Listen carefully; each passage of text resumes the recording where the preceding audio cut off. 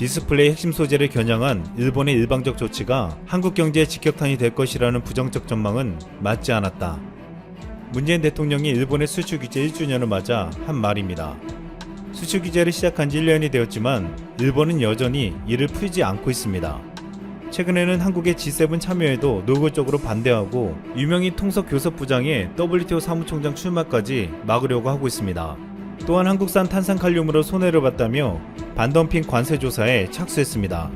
일본은 과거 군함도를 세계유산으로 등록하면서 강제 노역의 사실을 적절하게 전시하겠다고 약속했습니다. 하지만 5년이 지난 6월 도쿄에 세운 산업유산정보센터에서는 약속을 어기고 역사를 왜곡했습니다. 일각에서는 현재 한일 간 대립하는 강제징용 판결 문제를 일본 측에 유리하게 만들 목적으로 정보센터를 개관했다고 보기도 했습니다. 일본의 이 같은 경제보복과 역사 왜곡에 한국은 가만히 있지 않았습니다. 한 청와대 관계자는 일본 정부가 한국의 G7 참여 반대에 분노하며 이웃나라에 해를 끼치는 데 익숙한 일본의 잘못을 인정하거나 반성하지 않는 일관된 태도에 놀랄 것도 없다. 모렴치 수준이 전 세계 최상위권이라고 말했습니다. 우리는 수출 규제를 풀지 않는 일본에 대한 WTO 제소를 제기했으며 일본의 소재와 부품 없이도 자립할 수 있는 국산에 나서 성과를 내고 있습니다.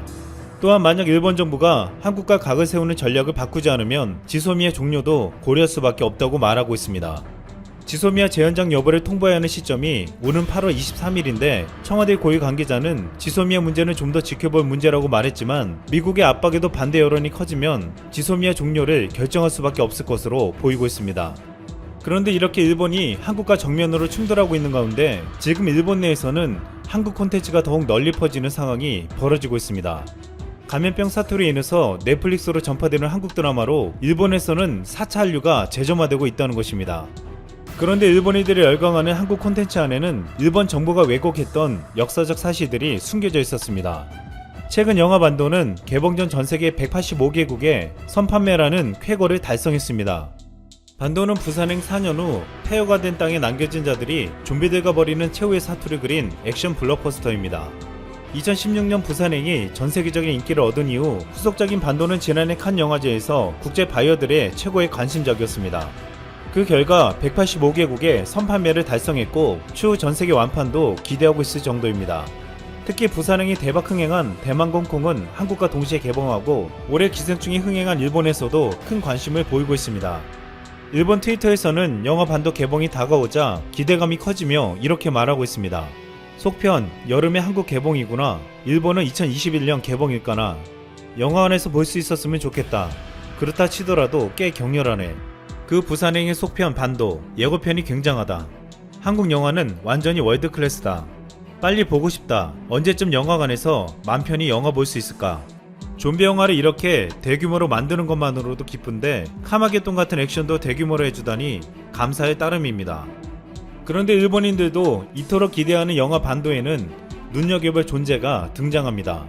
본래 사람들을 지키기 위한 임무를 수행 중이었으나 인간성과 이성을 잃어버린 채 오직 본능과 야만성만 남아 좀비보다 더 위협적인 존재가 된 군인들입니다. 이들이 속한 부대의 이름은 631 부대였습니다. 전문가들은 631 부대는 제2차 세계대전 당시 만주에서 활동하면서 한국의 독립운동가와 중국의 전쟁포로 등을 대상으로 인간 생체 실험을 자행했던 일본군 731 부대를 모델로 한 듯 보인다고 했습니다. 일본은 종전 75년이 되는 지금도 731 부대의 존재는 인정하지만 만행은 없었다며 은폐와 부인으로 일관하고 있습니다. 최근 바이러스가 인간에 의해서 무기로 만들어졌다는 의혹이 나오고 있는 가운데 731 부대의 만행은 다시 회자되고 있습니다. 731 부대는 실전에서 세균 무기를 직접 사용해 1939년부터 중국에서 8차례 걸친 세균전을 펼친 바 있습니다. 중국은 일제 세균전의 피해자를 약 30만 명으로 추정하기도 했습니다. 이후 731 부대의 만행을 입증할 수 있는 극비 문서들이 발견되었으나 놀라운 것은 일본은 패전 이후 731 부대 가담자들에게 대한 처벌로 반성하기보다는 업적을 높이 평가하며 대거 박사학위를 주었다는 것입니다. 영화 반도에서 등장하는 631 부대는 만행을 일삼은 731 부대의 명칭을 따서 이름을 만들었을 뿐만 아니라 인간성을 잃어버리고 야만성만 남았다는 설정이 유사해 보였습니다. 영화 반도는 일본뿐만 아니라 전세계에 개봉하기에 일본이 감추려는 역사적 사실에 전세계가 관심을 갖게 할 수 있는 계기가 될 수도 있을 것으로 보이고 있습니다. 또한 일본에서는 지금 4차 한류를 몰고 왔다며 신드롬까지 생기고 있는 드라마가 사랑의 불시착입니다. 넷플릭스 관계자는 일본 내 사랑의 불시착 열풍은 겨울연가급이라며 다소 주춤했던 일본 내에서 한류 열풍이 다시 불고 있다는 이야기가 나온다고 전했습니다. 사랑의 불시착 일본 내에서 뜨면서 일본 시청자들은 현빈이 나오는 드라마를 찾아보고 있으며 일본 극장가에서는 지난해 현빈과 손예진이 주연한 영화 협상도 재개봉할 예정이라고 알려졌습니다. 한류 드라마가 일본에서 열풍을 일으킨 건 2003년 겨울연가 이후 17년 만이었습니다. 일본의 전문가들은 한류가 일본 내에서 다시 확산되는 것에 대해서 여러가지 분석을 내놓고 있습니다. 방탄소년단의 정규 4집 맵 오브 더 소울이 최근 오리콘 앨범 차트에서 마이클 잭슨의 버금가는 기록을 세우는 등 다시 한류가 거세지는 현상에 대해 아사히 신문은 한국이 거국적으로 드라마나 영화 등을 중요한 수출 산업으로 길러온 성과라고 평가했습니다. 시즈오카 현립대의 오쿠노제 히데키 교수는 요즘 한류의 특징은 일본 팬들이 한국 작품을 이란 관계의 프레임에서 보지 않는 것이라며 세계적으로 인정받는 수준 높은 한국 작품을 보고 싶다는 생각이 크게 작용한다고 했습니다. 오버린드 스카모토 소이치 교수도 82년생 김지영과 같은 한국 문학이 줄줄이 번역돼 일본에서 읽힌다며 오락적 차원에서 머물던 한류 열풍이 문학과 페미니즘 등에서도 수용되는 것은 의미 있는 변화라고 말했습니다. 또한 지금 사랑의 불시착 못지않게 일본에서 대박이 난 작품은 드라마 이태원 클라스입니다. 일본에서는 이태원 클라스는 일본 드라마와는 스케일이 달랐다며 열광하고 있습니다. 아사히신문에 따르면 분교대학 한국문화와 여성학에 정통한 야마시타 영애 교수는 최근 한류 드라마의 특징은 당당한 여성의 삶을 그려내고 있는 것이라며 제작자는 이를 의식해서 작품을 만들어내고 있다고 분석했습니다. 한국의 경우 사회적 과제들을 연애물 속에 녹여낸 작품이 많은데 야마시타 교수는 이와 관련해 한 걸음 앞선 현실을 그려내면서 자신이 안고 있는 과제와 빗대어 볼 수 있다는 점이 일본에서도 폭넓은 지지를 받게 했다고 지적했습니다. 또한 아사히 신문은 한국 작품들이 인기를 얻는 이유에 대해 일하는 세대에 공감이다. 여성들도 자신의 삶에 믿음을 가지고 있고 남성들도 그런 여성의 자주성을 지켜주고 이들의 삶이 누군가에 오염되지 않도록 지켜준다고 설명했습니다. 아사히 신문은 또한 이태원 클라스와 같은 한국 드라마는 어느 나라에서도 리메이크하기 쉬운 유망 전략 상품이라고 했습니다. 미국 버전이 세계에서 크게 히트를 쳐 일본판도 만들어진 굿닥터도 원작은 한국 드라마라며 일본에서는 이태원 클라스의 리메이크판인 로펑기 클래스가 제작 준비되고 있다고 전했습니다. 지금 한국 드라마는 일본뿐만 아니라 미국을 비롯한 전 세계에서 새로운 유행을 만들었다고 보고 있습니다. 독특한 세계관의 파격적인 캐릭터, 새로운 영상 문법이 어우러진 웹툰적 리얼리티를 대세로 만들었다는 것입니다. 이태원 클라스도 누적 독자 수가 1000만을 넘으며 성공한 웹툰으로 최근 한국 웹툰이 드라마로 활발히 만들어지는데 천명의 역할을 하고 있습니다. 한국의 창의적이고 자유로운 상상력이 웹툰으로 그려지고 이것이 드라마로 만들어지는 것인데 여기에는 넷플릭스가 이를 가능하게 만드는 중요한 역할을 해주었습니다. 과거의 드라마를 쉽게 만들 수 없는 실험적이거나 개성이 강한 스토리를 넷플릭스는 제작할 수 있게 만들어주었기 때문입니다. 김민영 넷플릭스 한국 콘텐츠 총괄 VP는 넷플릭스와 협업하는 한국 감독과 작가들이 창작의 자유를 통해 지금까지 만들기 어려웠던 이야기를 선보일 수 있도록 돕고 있다며 인터넷 스트리밍 서비스의 장점을 살려 중간 광고나 광고 편성 등의 제약 없이 개인의 취향을 고려한 다양한 한국 콘텐츠를 발굴하고 제작하는 것이 가능하다고 전했습니다. 그동안 일본 뉴스에서는 한국 관련 뉴스가 나오면 우익들의 악성 댓글이 도배되어 왔습니다. 하지만 최근 한국 드라마 소식에는 한국은 싫지만 사랑의 불시착은 맞다. 분하지만 영화도 그렇고 한국 드라마의 수준은 일본보다 앞서 있다. 라는 댓글들이 보이고 있습니다. 전문가들은 일본의 젊은 층은 기성세대에 비해 정치나 역사 활동에 감정이입을 하지 않고 정치와 문화는 별개라고 인식하고 있다고 보고 있습니다. 이 때문에 K-팝이나 한국 드라마에 대한 열광이 일어나고 있다는 것입니다. 또한 일본에서도 선풍적인 인기를 끌고 있는 K-팝 걸그룹 블랙핑크의 26일 컴백한 뮤직비디오에서는 놀라운 장면이 등장했습니다. 블랙핑크가 한복 의상을 입고 나왔기 때문입니다. 블랙핑크의 제니 로제가 입은 한복을 만든 다나 주단의 대표는 블랙핑크 한복 의상에 대한 관심이 쏟아지고 있다며 전 세계에서 의상에 대한 문의와 구매가 이어지고 있다고 말했습니다. 다나주단의 대표는 해외 사람들은 보통 동양풍 의상을 보면 일본 기모노를 먼저 생각하는데 이번에 블랙핑크가 한복을 입으면서 이런 의상이 한복이라는 걸 각인하게 됐다며 한복하면 일상에서 입기 어려울 것이라는 선입견이 있는데 이에 대한 인식도 바뀌는 계기가 됐으면 좋겠다고 말했습니다. 블랙핑크뿐만 아니라 방탄소년단도 한국 문화를 널리 알리는데 기여하고 있습니다. 지난달 22일 개인 믹스테이프를 낸 방탄소년단 슈가의 타이틀곡 이름은 데치타로 조선시대 행진음악인 데치타를 샘플링한 것입니다. 슈가는 이 곡으로 한국 솔로 가수로는 처음으로 지난 3일 빌보드 메인 앨범 차트와 싱글 차트에 동시에 진입하는 성과를 거뒀습니다. 판소리가 시작을 여는 이 곡의 뮤직비디오는 궁궐 등에서 촬영됐고 조선의 음악인 데치다에 대한 전세계적 관심이 쏟아지고 있습니다. 방탄소년단의 RM은 한 시상식 소감에서 100번 김구 선생의 말을 꺼낸 적이 있습니다. RM은 상을 받으며 김구 선생님이 오직 갖고 싶은 것은 높은 문화의 힘이라고 하셨던 말씀이 가장 기억난다고 말했습니다. 100번 김구 선생은 문화는 자신을 행복하게 하고 남도 행복하게 한다. 우리나라가 새로운 문화의 근원, 목표, 모범이 돼 세계 평화가 우리로 말미암아 실현되기 원한다며 문화의 힘을 강조한 바 있었습니다. 지금처럼 일본뿐만 아니라 전 세계에서 한류가 이어진다면 김구 선생의 말처럼 문화의 힘으로 우리가 모든 갈등과 대립까지도 넘을 수 있다는 말이 나오고 있습니다. 중국이 한국에게 했었던 일들을 역으로 그대로 당하게 될 수도 있다는 뉴스가 전해지고 있습니다. 물론 지구상 대다수의 국가들은 중국을 흔들어 놓기가 어렵습니다만 중국처럼 인구가 많은 나라 인도만큼은 중국에 대해서 영향을 끼치는 것으로 판단됩니다. 최근 중국과 인도는 국경 문제가 생겼는데 이것이 인도에서 반중운동이 걷잡을 수 없이 확대되었고 중국과의 무역에 큰 영향을 끼치게 된 것입니다. 인도는 마치 한국의 불매운동처럼 중국산 제품에 대한 보이콧을 시작했고 중국은 크게 당황하고 있습니다. 중국은 급하게 관련 외교 메시지를 내고 있습니다. 시장 원칙에 근거해 책임감 있게 해외 투자자들의 합법적인 권익을 보호해야 한다. 자오리젠 중국 외교부 대변인이 6월 30일 베이징 외교부 청사에서 진행된 정례 브리핑에서 인도를 향해 던진 말입니다. 중국과 국경 분쟁 중인 인도가 세계적으로 인기를 끌고 있는 중국 동영상 플랫폼 틱톡 등 중국의 스마트폰 애플리케이션 59개의 사용을 금지하자 이에 불만을 표출한 것입니다. 주 인도 중국 대사관은 더 강도 높은 성명을 내놓으며 단호한 반대 입장을 천명했습니다. 중국 대사관은 중국의 일부 애플리케이션을 겨냥한 인도의 조처는 차별적인 것으로 이유가 모호하다며 이는 국가안보 개념을 남용했을 뿐만 아니라 세계무역기구 WTO 규정에도 어긋난다고 주장했습니다.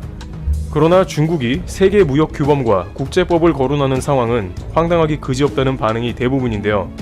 외교가에서는 자국에 거슬리는 행동을 하는 상대방 국가에 툭하면 경제 징벌을 가하던 중국이 이번에 인도로부터 거꾸로 경제 보복을 당하는 보기 드문 상황이 연출됐다는 지적이 나옵니다. 중국은 자국의 핵심 이익이 침해됐다고 간주하면 상대방 국가의 경제적 약점을 이용하는 경제적 공격을 자주 가합니다. 2012년 센가쿠 열도 영유권 분쟁 때 중국에서는 관영 매체들의 선동 속에서 일본 제품 불매운동이 불붙어 1년 만에 일본 자동차의 중국 수출이 32% 급감하는 등 일본 기업들이 큰 손실을 봤습니다. 당시 중국은 하이테크 산업의 필수적인 히토리 수출을 중단하는 등 다방면으로 일본 경제를 압박했습니다. 2017년 고고도 미사일 방어체계 한국 배치 이후에는 한국이 중국의 비공식 제재의 대상이 됐습니다. 중국 단체 관광객의 한국 방문이 뚝 끊어져 한국 관광, 유통, 숙박업계가 한동안 큰 어려움을 겪었고 중국에 진출한 한국 기업들도 한국 제품 불매운동에 잔뜩 움츠러들 수밖에 없었습니다. 사드 부지를 제공한 롯데에는 융단 폭격식 행정 제재가 가해지면서 결국 롯데는 할인점 등 유통 분야에서 괴멸적인 타격을 입고 사실상 중국 시장에서 퇴출당했습니다. 한국 배터리 업체들은 좀처럼 중국 정부의 보조금 지급 대상 목록에 오르지 못했습니다. 게임 업계도 큰 피해를 봤습니다. 일부 한국의 인기 게임은 중국 시장에서 조 단위 매출을 올리기도 했지만 사드 배치 이후 한국 게임은 아직도 단 한 개도 영업 허가 번호인 판호를 받지 못하고 있습니다. 반면 중국 게임은 한국에서 엄청난 수익을 올리고 있어 불공정 시비도 끊이지가 않고 있는 상황입니다.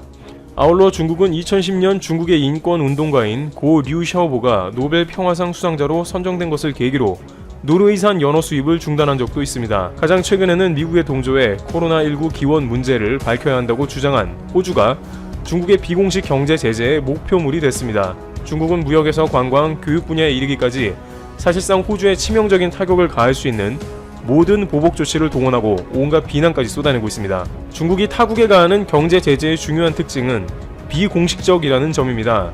관광객 송출 중단 등 불매운동은 사회 분위기를 헤아린 업계의 자발적인 선택으로 포장됩니다. 식품 수입 중단 등 조치에는 표면적으로 질병 확산에 따른 검역과 같은 기술적인 이유가 제시되곤 합니다. 이런 점에서 국가 안보 우려를 앞세운 인도 정부의 중국 애플리케이션 제재는 중국의 그간 행보를 벤치마킹한 것으로 볼 여지도 있습니다. 인도는 중국이 한 행동을 그대로 따라하고 있어 중국이 당황합니다. 중국과 국경 분쟁 이후 나온 조치의 목적이 너무나 선명해 보이지만 인도는 표면적으로는 중국의 앱들이 인도의 주권 안보, 공공질서를 침해해 이번 제재가 이루어졌다고 주장하고 있습니다. 인도에서 불붙은 중국 제품 불매운동과 인도 정부의 비공식 제재로 중국 업계는 타격을 받을 것으로 예상됩니다. 중국이 남들에게 하는 방식을 그대로 안겨줄 수 있는 것은 인도니까 가능하다는 것입니다. 인구가 13억 5천 명에 달하는 거대 시장이어서 첨단 분야를 포함한 중국 기업들은 인도 시장에 큰 기대를 걸고 있습니다. 틱톡만 해도 인도 내 사용자는 1억 2천만 명으로 추산됩니다. 또 인도 스마트폰 시장은 3위로 10% 점유율을 차지한 삼성을 제외하면 샤오미, 오포, 비보, 화웨이 등 중국 업체들이 완전히 장악하고 있습니다. 이런 탓에 중국은 인도와 분쟁이 더욱 격화하는 것을 최대한 억제하면서 자국 기업에 피해가 가지 않도록 하는데 총력을 기울이는 모습입니다. 실제 중국은 인도와의 분쟁을 중국에서도 대대적으로 알리지 않고 쉬쉬하는 모습입니다. 안 그래도 코로나 여파로 중국 내 많은 기업이 타격받으며 중국 내 경제 전망은 최악으로 치닫고 있습니다. 올해 치러진 전인대에서는 처음으로 구체적인 경제 성장 목표가 제시되지 않는 등 보통은 공산당의 업적을 내세우고 자랑하던 경제 지표나 앞으로의 목표는 사라졌는데 이는 최근 10수년간 처음 있는 일입니다. 특히 시진핑 국가주석의 대외 정책이 코로나로 인해 큰 실패를 겪는 국면이 나와 더욱 조심스럽습니다. 현재 중국이 각 국가와 벌여놓은 1대1로 사업에 막대한 자금을 빌려준 상황이 문제가 됐습니다. 이것은 시진핑 주석이 집권 후 중심이 되어 대대적으로 진행된 정책으로 중국의 부채를 크게 증가시켰는데 대부분 국가의 재정이 빈약한 나라들과 진행한 것으로 그들은 빚을 거의 갚지 못하는 상태에 빠졌으며 심지어 파키스탄, 키르기스스탄, 스리랑카와 몇몇 아프리카 국가는 중국의 올해 만기인 수십억 달러의 규모의 대출 변제 기한 연기나 탕감 등 채무 재조정을 요구해 온 것입니다. 돈을 못 갚겠다고 나오는 국가들이 속출한 것이죠. 이것은 시진핑 체제의 진퇴양난이 되어버렸습니다. 만약 이들의 요구를 수용하면 자국 금융체제를 경색시켜 국민적 분노를 부를 수 있고 거부하면 반중 감정이 커져 국가 비전인 글로벌 영향력 확대가 차질을 빚을 수 있습니다. 게다가 중국의 빚을 진 국가들이 연대해서 힘을 합치는 정황도 포착되어 더욱 중국을 당황시킵니다. 중국은 각국과 개별적으로 협상을 원하지만 이들은 글로벌 이슈화시켜서 빚을 탕감해달라고 하는 것이죠. 뉴욕타임즈는 이들이 연합전선을 펼치고 대출 조건 등을 공개해 중국 외 다른 국가의 대출 방식을 변화시킬 것이라서 결국 중국도 방식을 바꾸거나 물러설 것이라고 내다봤습니다. 1대1로는 실패로 가고 있는 것입니다. 이런 대외적으로 악재가 계속되는 상황에서 중국의 흑자 수출국인 인도를 자극하면 좋을 게 없는 것입니다. 자오리젠 대변인은 중국과 인도 양국의 실무 영역의 협력은 서로 윈윈이 되는 것이라며 이런 협력의 틀에 손해가 가는 것은 실제로는 인도 자신의 이익에도 부합하지 않는다고 말했습니다. 인도를 달래는 모습이 역력한 것입니다. 평소 같으면 맞불을 놨을 수도 있지만 시기상 불가능한 것이죠. 반면 이러한 국면이 오히려 한국에는 반사이익이 될 수도 있다는 분석이 나오고 있습니다. 모바일, 가전, 기계류 등 여러 분야에서 저가 중국산과 치열하게 경쟁하던 한국 제품의 시장 확대 기회가 될 수 있다는 점에서입니다. 한국무역협회 뉴델리지부 관계자는 한국과 중국 기업은 인도 시장의 모바일, 디스플레이, 일반 기계, 석유화학 등의 분야에서 경쟁 중이라고 말했습니다. 중국산 보이콧으로 인해 한국산 제품이 수혜자가 될 수 있다는 것입니다. 인도는 2018-19년에 대중국 관련 무역 적자가 536억 달러에 달합니다. 안 그래도 지금까지 이런 무역 불균형에 불만이 많았는데 와중에 이번 사태가 터지자 관세 인상, 무역협정 재검토 등 여러 방안을 동원해 중국산 수입을 본격적으로 제한하려는 움직임을 보인다고 현지 언론은 전했습니다.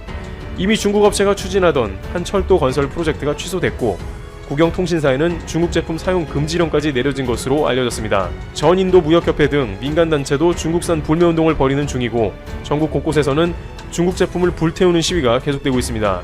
이런 분위기는 한국, 중국 업체 간 경쟁이 가장 치열한 모바일 분야에 직접적인 영향을 미칠 것으로 보입니다. 6년가량 현지 시장 1위를 달리던 삼성전자는 2017년 4분기부터 2위로 밀려난 뒤 중국 브랜드와 힘겨운 싸움을 벌이는 중입니다. 반면 중국은 저가 물량 공세를 통해 시장 점유율을 크게 확대한 상태입니다. 스마트폰 판매 1위 샤오미를 비롯해 비보, 오포 등이 상위권에 포진 중입니다. 하지만 이런 중국 스마트폰 브랜드는 최근 인도 내 반중 정서를 고려해 당분간 광고 활동을 중단하기로 했습니다. 마케팅 중지는 판매에 악영향을 미칠 수밖에 없는 것이죠. 현지 중국산 보이콧 분위기는 장차 치열한 한중 경쟁의 장이 될 것으로 전망된 자동차 시장에도 파장을 일으킬 전망입니다. 중국 자동차 업계의 경우 현재 시장 점유율은 아직 미미한 상태이지만 최근 대규모 물량 공세를 준비하며 시장 진출 확대를 모색해왔기 때문입니다. 상하이 자동차, 창청 자동차 등 최소 6개사 이상의 중국 완성차 업체가 향후 3에서 5년간 인도 시장에 50억 달러를 투자하기로 한 상태였습니다. 하지만 지금 같은 반중 정서가 계속되면 중국차 업계의 계획에도 차질이 불가피해질 전망입니다. 현대차는 지난해 인도에서 일본 인도 합작사 마루티 스즈키에 이어 17.3%의 점유율로 2위를 달렸습니다. 기아차는 지난해 현지 진출 후 셀토스, 카니발 등을 앞세워 시장 공략 중입니다. 물론 인도 시장은 가격에 예민하여 중국산이 현지에서 극적으로 사라지거나 타격을 주긴 어렵다는 반론도 있습니다. 중국산이 너무 많이 침투해 단기간에 중국산을 퇴출하기는 쉽지 않을 것이라는 것입니다. 그러나 중국은 그동안 호황을 누려오던 인도 시장에서 앞으로 장기간 어려움을 겪을 것이 분명해졌습니다. 이와 같이 중국은 인도의 불매운동으로 인해 한국 불매운동으로 인한 일본이 타격받은 모습같이 당장 모바일 앱 분야부터 산업 전 분야에 이르기까지 극심한 타격을 볼 것으로 예상되고 있습니다. 이번 기회를 통해 역지사지가 되어 중국의 글로벌 횡포가 사라지게 될지도 지켜봐야 할 것입니다.